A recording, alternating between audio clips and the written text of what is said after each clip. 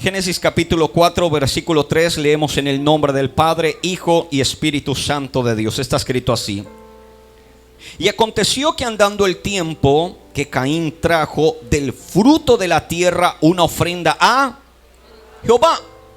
Y Abel trajo también de los primogénitos de sus ovejas, de lo más gordo de ellas. Y miró Jehová con agrado a Abel y a su ofrenda. Mire lo que dice ahí: pero no miró con agrado a Caín y a la ofrenda suya. Y se ensañó Caín en gran manera y decayó su semblante. Entonces Jehová le dijo ¿a quién? Le dijo a Caín: ¿por qué te has ensañado? ¿O por qué te has enojado? Si quiere una palabra más entendible. ¿Y por qué ha decaído tu semblante? Si bien hicieres, ¿no serías qué? Enaltecido. Y si no hicieres bien, el pecado está a la puerta. Con todo esto, a ti será su deseo y tú te enseñorearás de él. Diga conmigo: Señor, háblame a través de tu palabra y de tu Santo Espíritu. Por favor, tome su lugar, su asiento, desocupen sus manos y dele un aplauso al Señor con alegría. A su nombre, a su nombre. Hay muchas cosas que rescatar de esta palabra, iglesia del Señor, pero voy a tratar de rescatar lo que alcance, lo que pueda, por decirlo así. Escuche, hay una primera cosa que quiero que es la que preste atención, es la siguiente: si bien hicieres, no serías enaltecido. Esto es una pregunta que Dios le hace a Caín. Le dice: si hicieras las cosas bien, pues serías premiado. En un español más simple, si te encargaras en hacer las cosas bien, pues recibirías una recompensa. Pero mira lo que le dice el Señor: y si no hicieres bien, el pecado está ¿qué? El pecado está ¿qué? A la puerta. Quiero hablar con la membresía, con los hermanos que quieren caminar con el Señor. Con todo, así no sea miembro, pero que usted dice: pastor, para Dios yo quiero vivir. Porque entiendo que todo pastor termina y comienza con el Señor. Una cosa que el Señor nos habla a través de esta palabra y nace a través de esta pregunta. Diga conmigo: si hago el bien, soy enaltecido. Si hago ¿qué cosa? Pero si hago el mal, ¿qué pasa? Si hago el mal, ¿qué pasa? El pecado está a la puerta. La traducción es, y la más simple que yo puedo encontrar es, que si yo no hago lo que es bueno, dejo de hacer lo que es bueno y paso a hacer lo contrario, que es malo, esto se llama una puerta abierta a lo que puede terminar siendo el pecado. Y lo peor es que el ejemplo está inmediato. ¿Por qué? El Señor le dice: el pecado está a la puerta, pero con todo, o sea, aunque el pecado puede estar asediándote, aunque el pecado puede estar próximo, aunque el pecado te pueda estar saludando, con todo, dice el Señor, tú te enseñorearás. Esa palabra quiere decir: tú te convertirás en el dueño. O sea, tú decidirás, tú tomarás decisiones de qué es lo que se quiere. Un ejemplo, escúcheme bien, para que usted diga: pastor, trato de entender. Un hombre muy rico, dice la Biblia, que era joven, se acercó a Jesús y le dijo a Jesús: todo esto lo he guardado desde mi juventud, hablando de los mandamientos. Entonces el Señor le dice: aún te falta una cosa, ve y vende todo lo que tienes y da el dinero ¿a quién? A los pobres. Y cuando ya usted no tenga nada, cuando usted le dio el dinero a los pobres y los pobres pasan a ser ricos y usted pasa a ser pobre, viene y me sigue. Porque prácticamente fue lo que Jesús le dijo. Jesús no le dijo: deja la mitad para ti, deja un cuarto para ti. No, no, no. Vaya y haga que los pobres tengan y usted ya no tenga nada. y cuando no tengas nada, ven y sígueme. Ese es un ejemplo de una persona enseñoreada. ¿Cómo así, pastor? Porque él con dinero tomaba sus propias decisiones. Cuándo ir, cuándo venir, qué comer, qué no comer, qué hacer, qué dejar de hacer. El dinero le entregaba ese poder. Y lo que Jesús le estaba diciendo es que cuando él ya no tuviera dinero, no serían sus propias decisiones las que manejarían su vida, como lo que hizo Jesús con los apóstoles cuando les dijo: vayan y prediquen de 2 en 2. Y ellos estaban juntando más comida, más ropa, más calzado. Y el Señor le dice: no van a llevar todo eso, solo el zapato que lleva puesto, la sandalia que lleva puesto, la ropa que lleva, y no van a llevar comida adicional. Porque la traducción es que a partir de ahora ustedes van a hacer la obra del Señor. Quien va a enseñorearse, o quien va a decidir por ustedes, o quien va a ser su dueño, va a ser Dios. Entonces ese dueño se va a encargar de darles una nueva sandalia. Ese dueño o ese señor se va a encargar de darles comida. Ese dueño o ese señor no los va a dejar con las manos vacías. Y este fue el miedo que tuvo aquel joven cuando dijo: ay, si voy y doy toda mi riqueza, yo sé que aguantar hambre no es lo mío, yo sé que pasar necesidad no es lo mío, y a la hora de no tener dinero, entonces prácticamente la gente va a pasar por encima mío. La gente ya no me va a respetar, la gente ya no me va a querer, la gente ya no me va a tomar en cuenta como me toma en cuenta en este momento. En otras palabras, él tenía miedo de perder aún las falsas amistades. Diga conmigo: gloria a Dios. Yo no sé si usted ha visto cómo la gente a veces trata a alguien cuando saben que es rico. Su nombre. Cuando la persona es pobre, a veces la tratan de cualquier forma. Porque ¿qué puedo recibir del pobre? Hay gente que piensa de esa forma. Pero cuando vas a la casa de un rico y te hace cosas que te ofenden, decides sonreír. Lo amo igual, porque me puede ayudar, puede sacar de mis necesidades.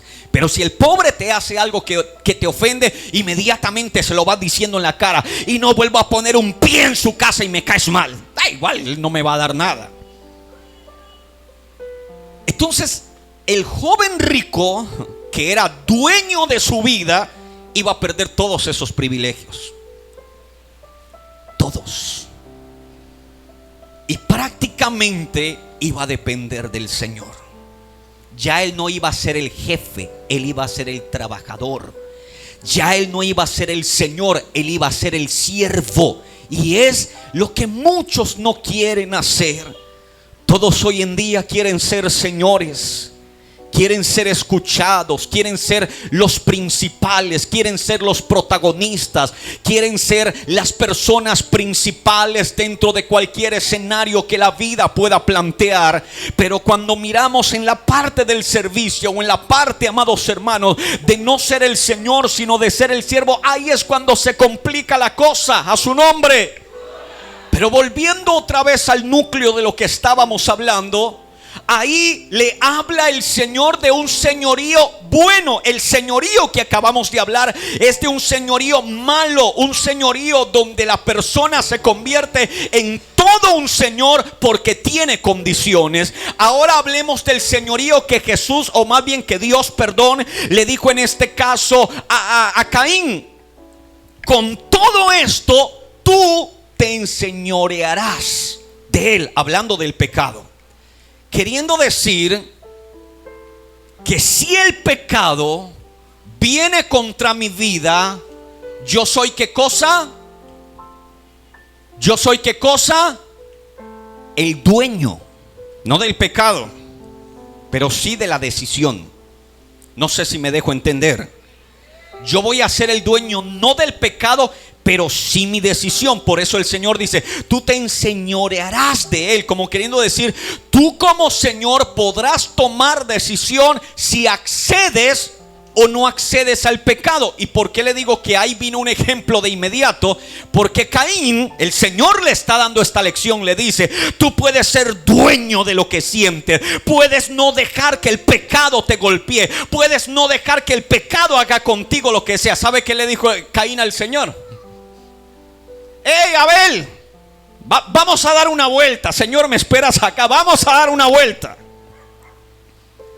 Pero si le acaba de decir el Señor: el pecado está a la puerta y tú eres dueño de esa decisión. No dejes que el pecado te domine. Pero se lo está diciendo, y sabe para qué llamó a su hermano: para ir a cometer pecado. Hay gente así en la iglesia que usted le está diciendo y el hermano te sonríe. Entiendo, pastor. Se da la vuelta a hacer todo lo contrario. A su nombre. Dios le está diciendo: no te dejes vencer por el pecado. Sí, Señor, te escucho más tarde, que es que tengo una cita con mi hermano. Tengo la cita donde van dos y vuelve uno solo. A su nombre. Lo que muchos quisieran hacer con otro hermano: pastor, me cae mal, que quiero a este hermano sacarlo de la iglesia, no volverlo a ver más nunca en la vida, porque es malo. Tú eres dueño de tu decisión. Es que el pastor me sacó de la iglesia. Tú eres dueño de tu decisión. Pastor, es que caí porque el pecado me dominó. Tú eres dueño de tu decisión. Pastor, es que ese hombre me convenció. Tú eres dueño de tu decisión. Con todo esto, dice el Señor, aunque el pecado esté a la puerta, aunque el pecado esté golpeando, con todo esto, dice el Señor, tú eres dueño de tu decisión. Puedes enseñorearte sobre él para hacer lo que es bueno, y al hacer lo que es bueno, ser exaltado por el mismo Dios de los cielos. Levante la mano y diga: gloria a Dios. A su nombre. Pero el meollo de todo este problema nace en lo siguiente: ¿el pecado está en dónde? ¿El pecado está en dónde? Lo único que está a la puerta no es el pecado. En Apocalipsis también dice: he aquí yo estoy en dónde. Entonces, ¿quién está en la puerta? Me responde. Por un lado hay alguien golpeando, ¿cómo se llama? Por otro lado hay alguien golpeando, ¿cómo se llama? Y pues los dos quieren de entrar. Pues los dos quieren que lo hagas partícipe de su vida.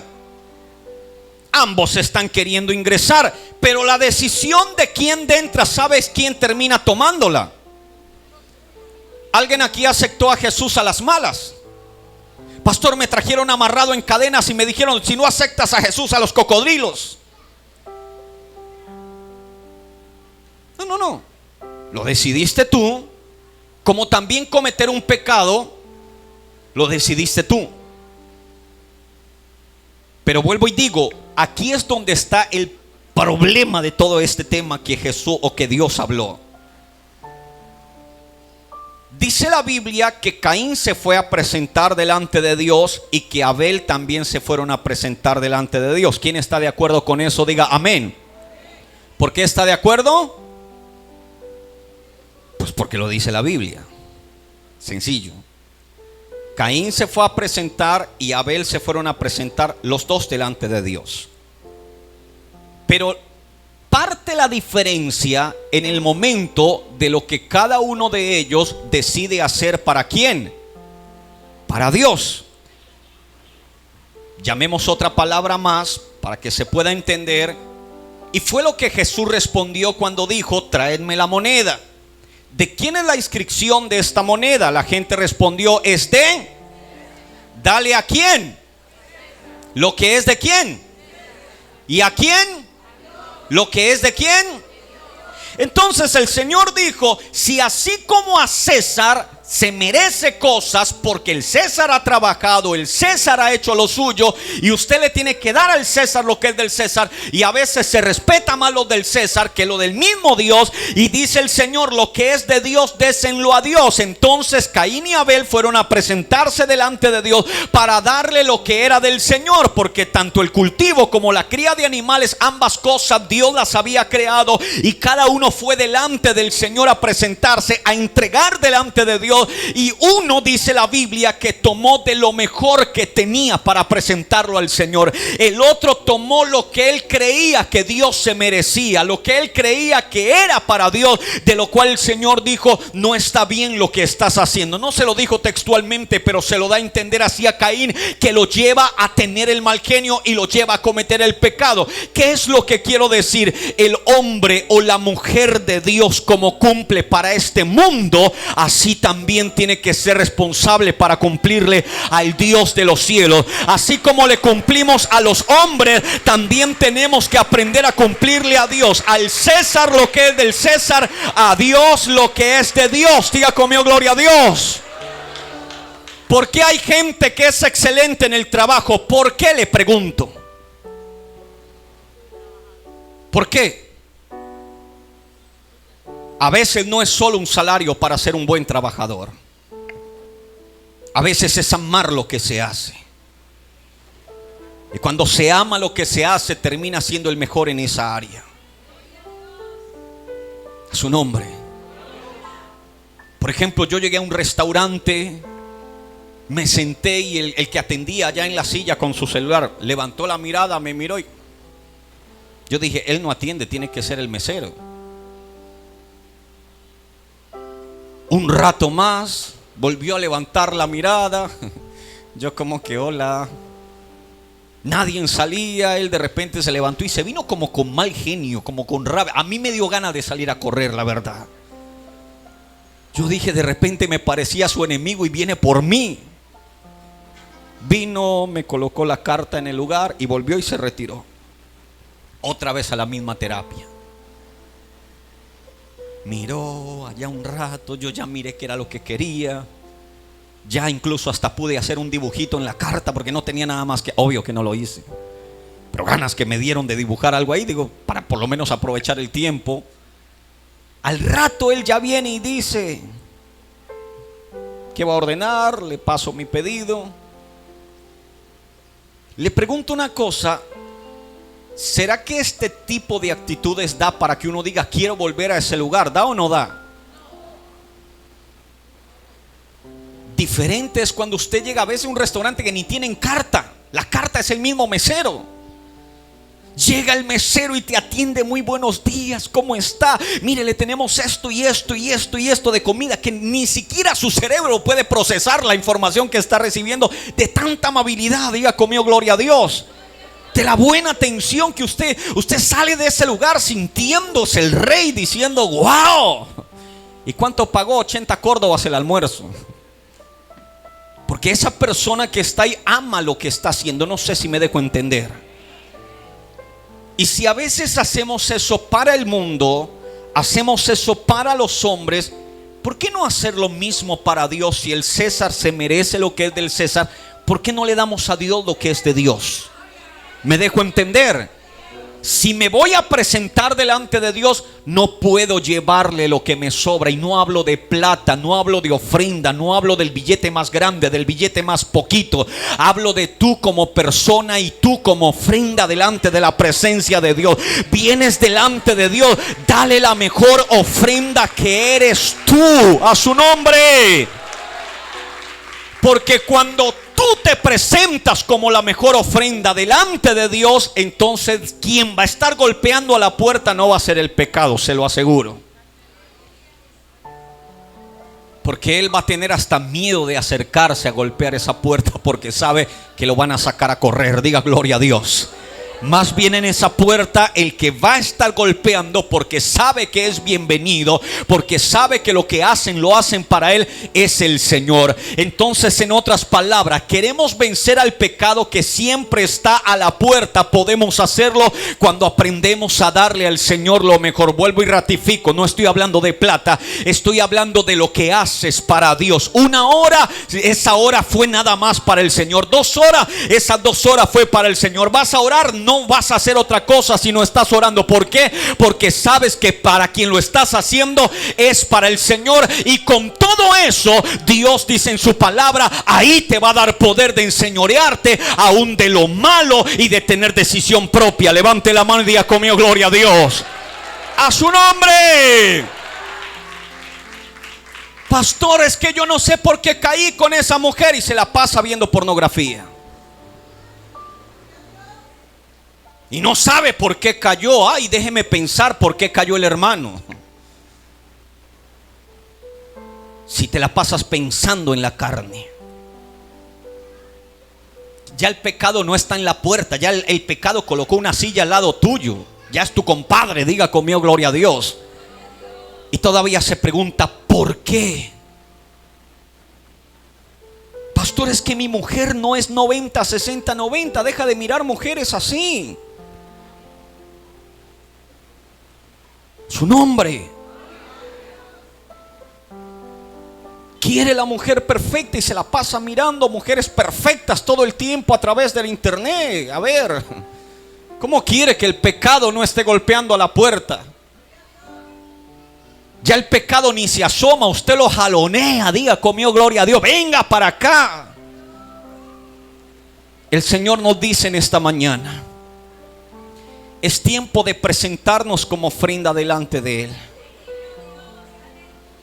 para que el pecado no domine nuestra vida.